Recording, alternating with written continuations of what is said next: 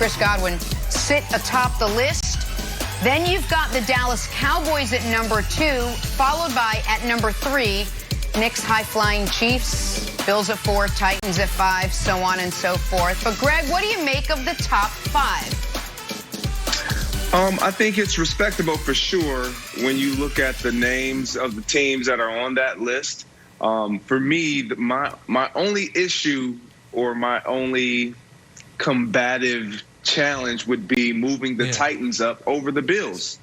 Such a wide receiver, Greg. 100%. Yeah, man. Yeah, absolutely.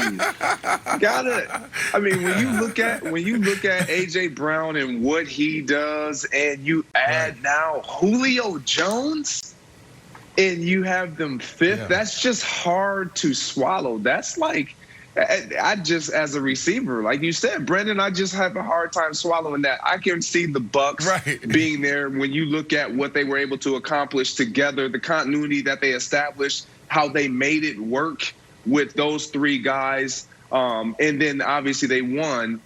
The Cowboys are special. They are going to be a great team. There are a lot of teams that are like wanting to knock down this door. You got the Vikings with Adam Thielen and Justin Jefferson. You got the Cleveland Browns with Landry and Odell Beckham coming off an injury. There are a lot of teams that are going to want to crash this party. Right. Nick, I know he likes the Chiefs on here and probably want them to be higher. But my only issue with the Chiefs, my only issue with the Chiefs is you have Travis Kelce and you have obviously Cheetah. And that's huge. Right. But one is a tight end, one is a receiver. And we're just saying receiving cores or just pass catchers. Like, what is the criteria? I would love to know how they configure it. If that is the case, then they deserve to be on here. But if we're talking receivers, the Chiefs, they shouldn't even be on this list. No. They've got, just to be clear, and then Brandon, you go, they're talking about all pass catchers. So when they broke it down, they included tight ends. So they included tight ends, which is how the Chiefs got on there. But go ahead, Brandon.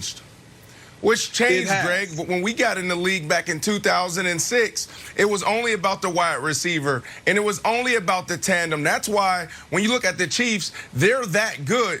They're lucky to be at number 3, Nick, because for that reason. They only have 2 guys. In modern football, you got to have 4 to 5 guys to be talking about you're the best of the best. So for them to be at 3 says a lot about Patrick Mahomes. It says a lot about Cheetah, and it says a lot about Travis Kelce. Here's my thing, Nick. This morning we were talking through this, and it still didn't hit me. I said, the Bucs. I really never considered the Bucs at number 1. There's other guys out there, and there's even people not on this list that you got to talk about. The Seattle Seahawks, the Rams, the Browns, the Cardinals, the Chargers. There's so many teams out there that have these strong pass catchers. But the problem is they only have 2.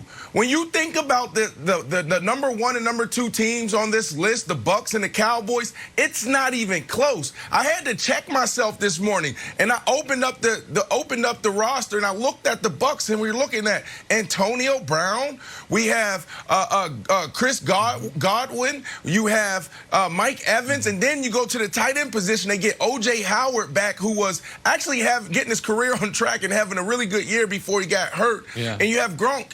Gronk finished the year with almost 800 yards. Now, Gronk is no longer the best tight end in the NFL, but he gets it done when he has to. And you saw what he did in the Super Bowl. And then, what about Cameron Brate when OJ went down? They're loaded. They're super loaded. I don't even think it's close. I love the Cowboys. They have 3 dynamic number 1 wide receivers, and they have a good tight end. But everybody else, you just see guys that have great tandems, and they have good quarterbacks to go along with it. But this number 1, Bucs, and then number 2, the Cowboys, not even close. Okay. Well, unfortunately, Greg was right about what my issue is. And you guys, this is an outrageous conversation. First of all, I'm not sure how the Bills made it on here. Stephon Diggs is unbelievable, but the Bills don't have any tight end to speak of. They don't throw to him. And their number 2 receiver might retire from football to go on this anti-vax crusade. So I don't know how the Bills actually make the list. But let's talk about the Chiefs for a moment, if we may, America. Let me try to find a good analogy. All right, Greg, let's say we're talking car collections. And it's like, wow, you've got 5 BMWs. That's really nice. Brandon, you've got 6 Mercedes. Wow. All I have is a Lamborghini Aventador and a Rolls-Royce Phantom and a couple bicycles. Guess what? My collection's better. Take your Beamers and Benzes and screw. I've got a Lambo and a Rolls, and I win. That's it. You've got the best tight end in football, the best deep threat receiver in football. You've got a guy who, Travis Kelce, just set the all-time tight end receiving record. And a bunch he now of has 1, 3, and 9 for the year. You have Tyreek Hill. That's why they're at 3. Unguardable. No, they should be at 1. I don't care if Kevin White is the number 3 option. Don't throw to him. They only need to throw to 2 guys, and no one can stop them. So this idea of it's like, well, once you get to the 4th option, don't need a 4th option. I'm never driving the 4th car. Well, it's like, do I drive the Lambo or the Rolls? The Lambo or the Rolls? The other thing would be a unicycle. Don't care.